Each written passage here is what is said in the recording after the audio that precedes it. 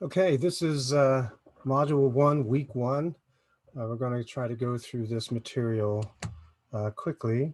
I do want to remind you that I'm going to share my screen just to walk you through this. But just so you know, uh, I, it, it's expected that if you're here right now, you watch the welcome video, you watch the syllabus video, and so you know what you're getting into and you agree to the rules of the class and also how we're going to go about talking about the topics that we are going to do this class.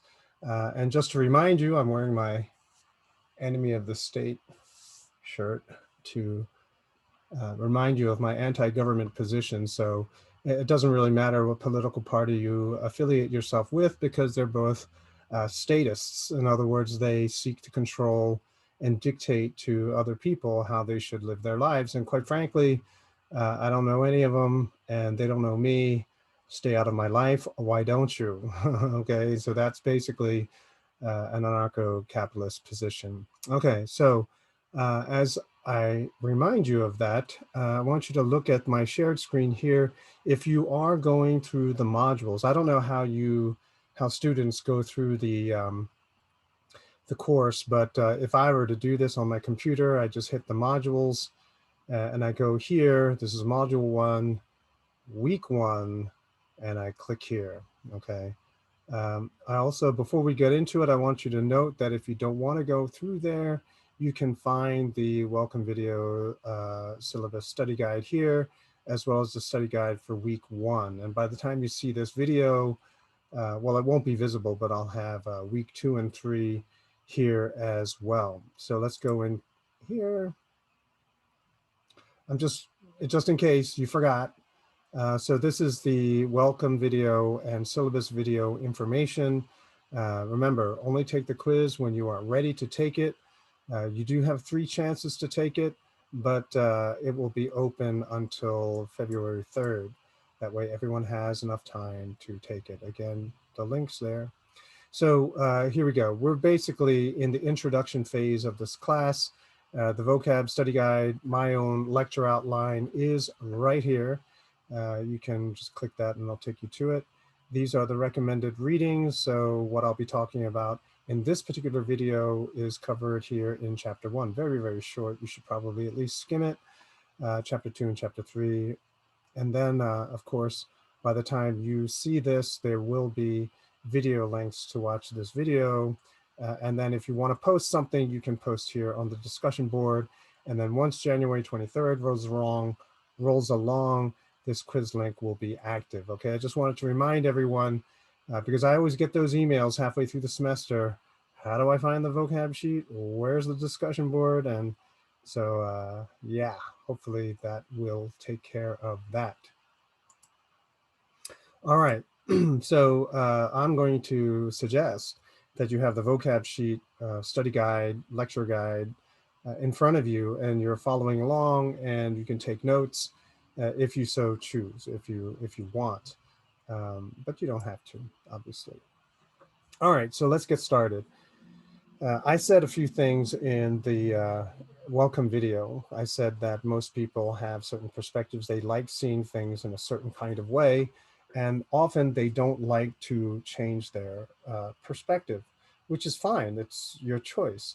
But aren't you curious as to what else is out there? What other information is out there that they're not telling you, that they don't want to tell you, because they want you to be focused on only on the information that they are presenting to you.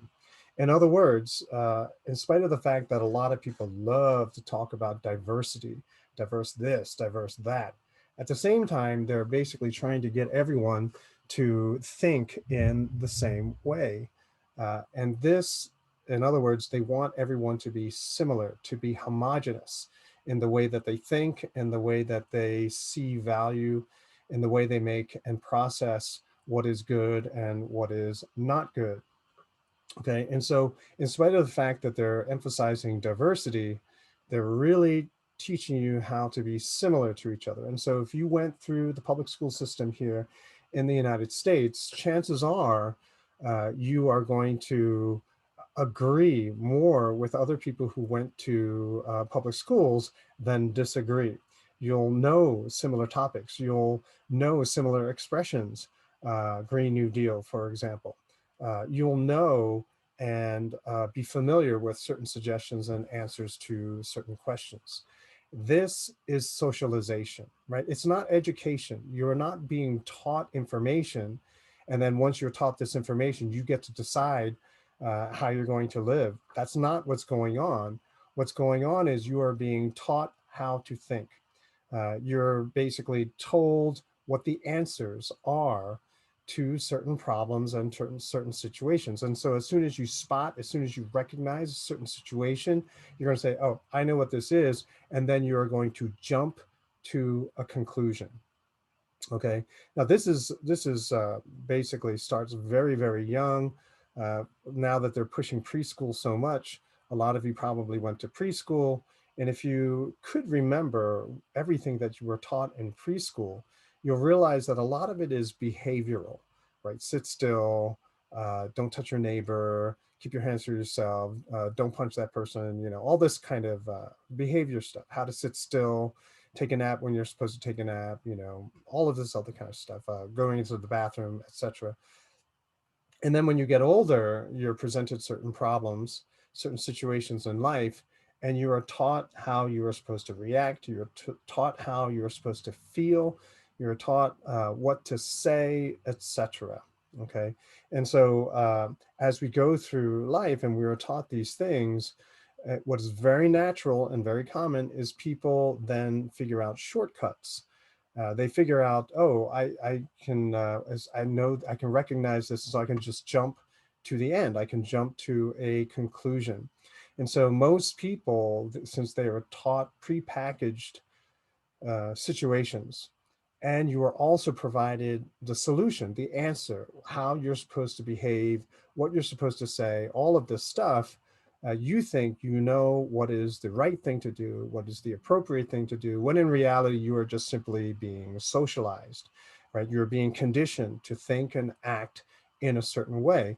And in that way, if you look at things, look at us, or examine people that way, it's not diversity that you see, rather it's similarity. And these days, because of the political climate these days, it's either us or them. And you just have basically two choices.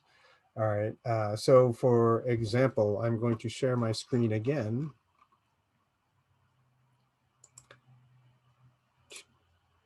There we go. All right. And so this is in the reading. Okay. But I just did it again, just for illustration's sake, because a lot of you probably won't do that reading. Anyway, so if we do math and we look at this, we say, this is a simple math equation. Even if you're horrible at math, you know that 1 plus 0 equals, I was going to say 0, is 1. But then 1 plus 1 is what? And if I were to write this, a lot of people would say, what's that? And I would say, that's the correct answer. And most people would sort of scratch their head and sort of say, I don't think so. But no, this is a true statement. I'm not joking either. This is a true statement. So how is it a true statement? I was taught that 1 plus 1 equals 2, but I'm telling you that this is the correct answer. Now, some of you who are familiar with this scenario, or you had my class before, because I do this all the time, because I need to get everyone on the same page in order to have the same good discussion. This is binary, right? And so any computer language only uses zeros, or excuse me, your computers only sees zeros and ones. All information, this video is a series of zeros and ones. How many zeros and ones? We're talking about megabytes, gigabytes, terabytes of zeros and ones.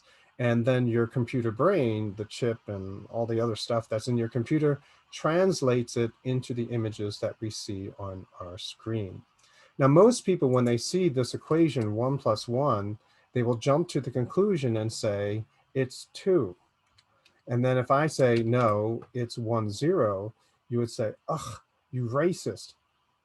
This is part of what we're struggling with in our society today, that we don't understand that what other people are seeing or what they're seeing might not actually be what they think it is. In other words, this is base 2 or binary.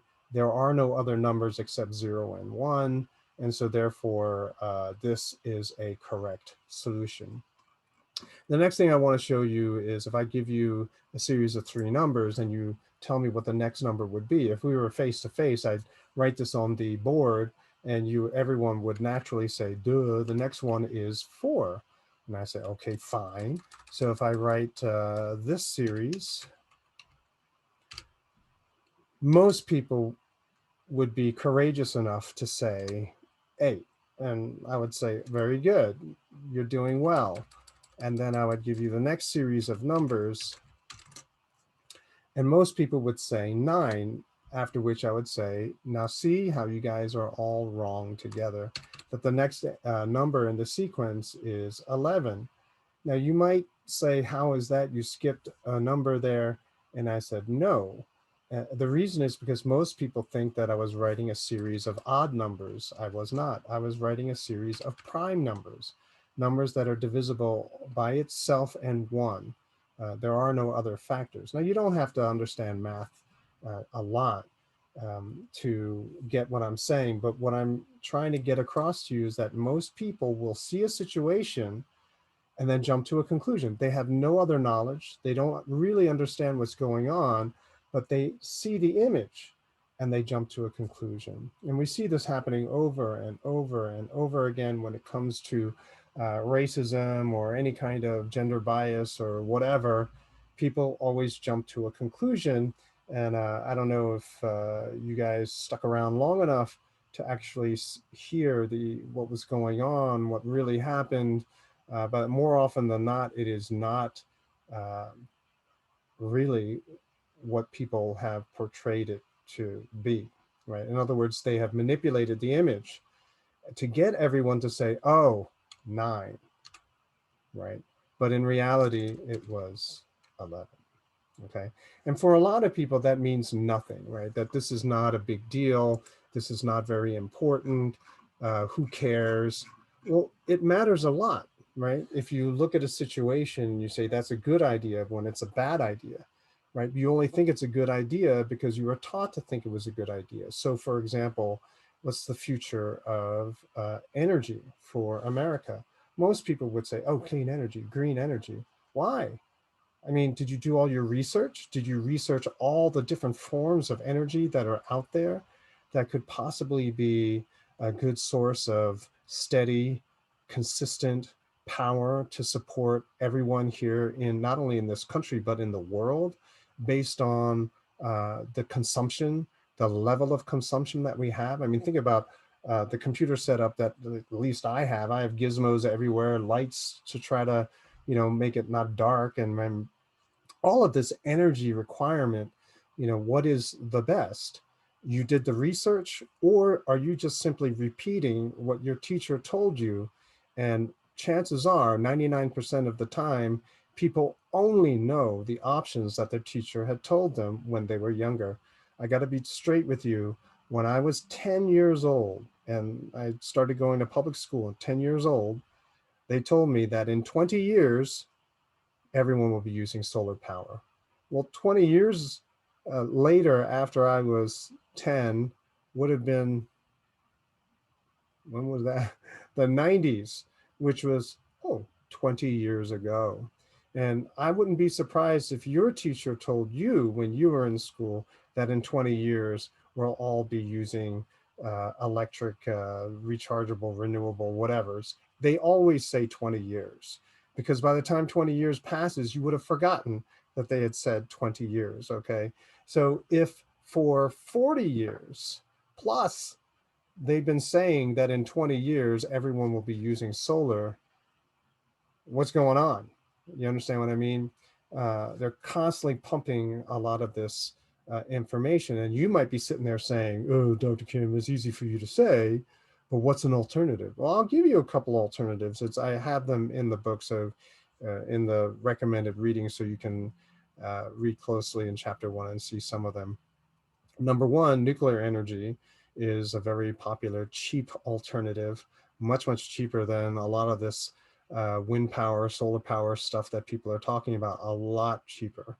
But then people say, oh, but nuclear disasters and stuff, which anyway, uh, are caused by government and lack of, well, the problem with the regulations that were imposed on these companies. But no one has ever heard of, or very few people have heard of thorium, which is a replacement to uranium. So uranium is what they use to generate nuclear energy in nuclear power plants, right?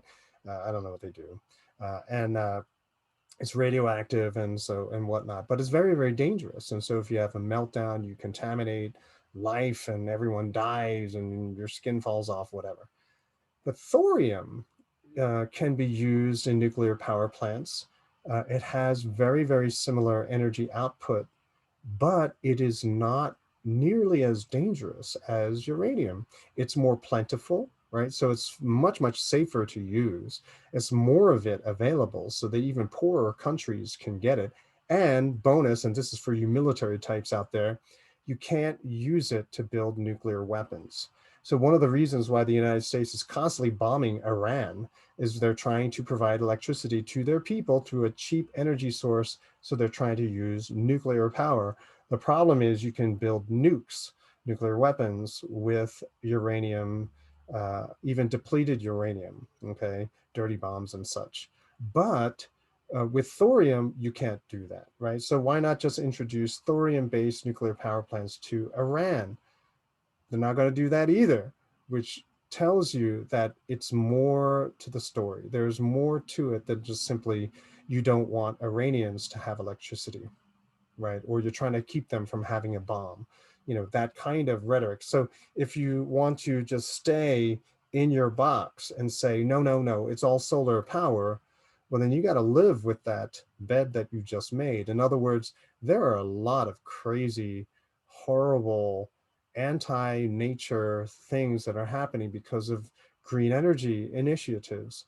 But if you're stuck with only what your teacher says, you never see it. And so you think it's the greatest thing ever since sliced bread or something like that, right? You don't see any of the alternatives.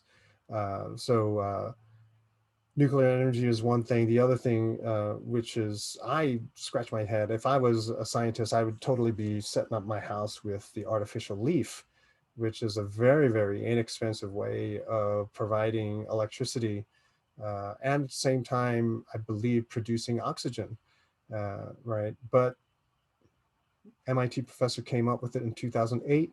But if you were to actually use the artificial leaf, he said, you know, it's so cheap that you could give Africa, everyone in Africa, electricity within a year. You could do that. So why don't they do that? Because if you did, everyone who is making money, everyone who is profiting off of the industry as it is right now, they would lose all their money, which is interesting, right? Because I hear so many people saying, oh, billionaires are evil, blah, blah, blah.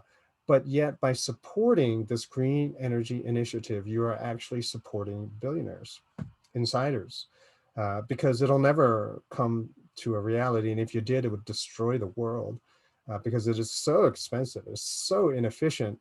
And there you have it. And so when you're in a box, all you know is what you know, what other people have told you. And this takes us to this idea of shared knowledge. So since everyone was socialized and educated to believe in the same things, and most students today are not interested in going beyond the book, right?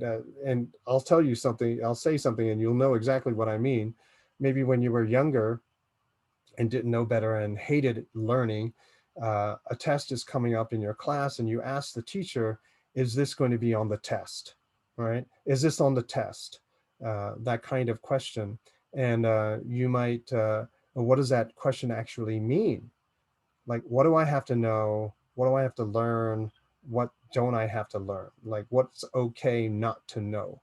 And you realize that what is prepackaged for everyone to learn is the same. because it's standardized education, right? They're trying to prep you for college, for SATs, for AP tests, or whatever college entrance testing requirement that you choose to take, right? And so they're preparing you for the test, for the right answers for the test. I call this shared knowledge. Everyone has the same knowledge, more or less the same. I mean, sometimes your expertise is better. Like you might know this genre of music better than that genre of music. You know more about baseball than you do about basket weaving, whatever. It doesn't matter. But generally speaking, a lot of this information that is taught in schools is largely the same. That packaged information is what I call shared knowledge. It's knowledge that everyone kind of knows. And as you stay in the same region or the same country, that shared knowledge is pretty much the same. Okay. So what's the future of energy? Green energy. Oh yeah, of course it is, you know. And so then you get to think and imagine and pretend that you actually know what's up, right? That you know what the right answer is, because everyone around you is saying the same thing.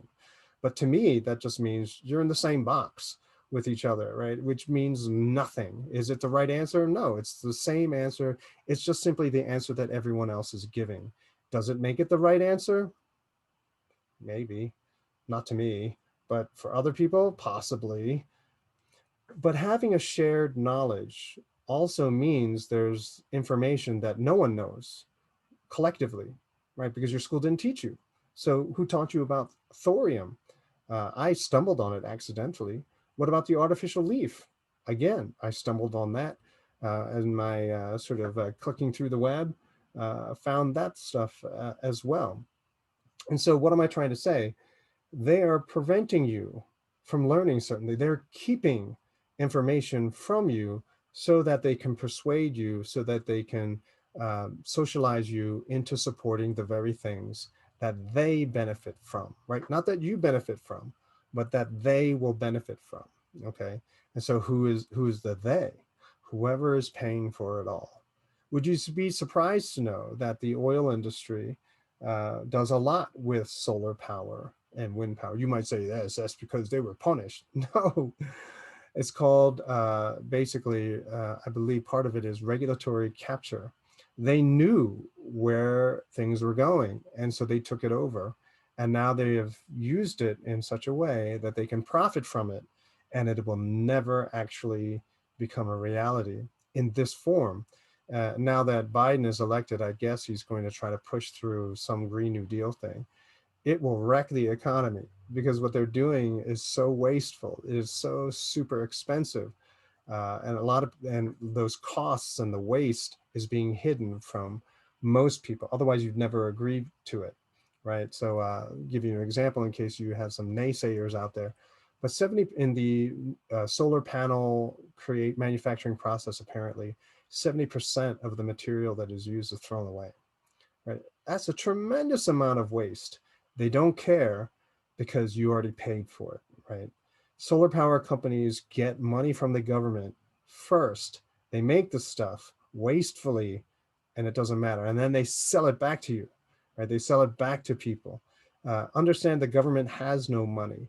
It must take money from the citizens first and then give it out, okay? So what they're doing is essentially taking your money first through taxation and other processes, paying their friends in the solar energy industry, and then they sell it back to you, forcing you to pay for it once again. It's pretty convenient, but once you realize how the game is rigged, you get pretty pissed. And that's why I am enemy of the state. One last thing I do want to show you is this. So the recommended readings for this week is coming from a book that I had written. That's why I make it recommended, and that's why I give it to you for free. Otherwise, people will point the finger at me and say, you just want to make a buck. No. But this is on the cover of that book. It's a sculpture. Now, if I were to say to you, hey, we are in a religion class right now, and what I'm just showing you right now is a religious artifact, okay, a religious artifact. And so I'm going to say, what do you think it is? And because we're in a religion class, you're going to say, ooh, it looks like some kind of idol. It looks like some kind of deity, whatever. And then I'll say, oh, that sounds really good. So what do you think people would do to this deity, whatever it might be? And they say, oh, maybe they did sacrifices to it, and maybe it symbolized love, maybe it symbolized peace. We could theorize all day long. Okay, fine. This is religion class. Now let's say we do a lickety split changeover. Now we're in physics class. Physics class, same, I show you the same object and I say, what do you guys think it is? And you're like, oh, I don't know. How heavy is it? How dense is it? How wide is it? How tall is it? In other words, the same object, but in a different department, we're using different questions to try to understand what we're looking at, right? And so if the students in the religion class and the students in the physics class published papers on what they have observed, if you were to compare those two papers, would you know that you were talking about the same object, right? Without pictures, just listening to the description? Probably not, okay? Because in the humanities, we're concerned about meaning, symbolism. In the sciences, they're like, how long is it? How dense is it? What's it made of? Things like this, okay? And so depending on your perspective, you're going to see something different. And you'll be like, ugh, been there, done that, Dr. Kim, man. What's the big deal? Well, because no matter how much or how long you may look at an object such as this, you still may not know what it actually is. This is a shadow sculpture made by someone who I saw online, and I interacted with him via email. And I asked him if I could use it on the cover of my book. He said yes. And I said, awesome. This is a shadow sculpture that if you shine light on it in just a certain way, it will it'll cast a shadow. And so you the sculpture right here. And if you shine the light here, it will cast a shadow here. But that's not all. You rotate the sculpture just a little bit, the shadow will change.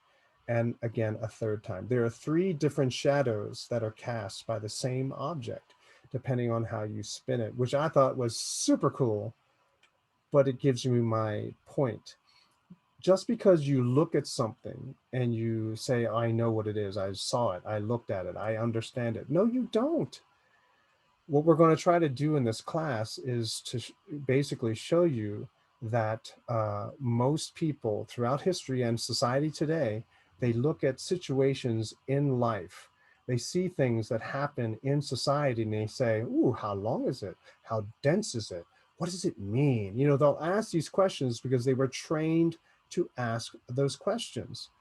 But the real issue is what you are observing even understandable through those questions?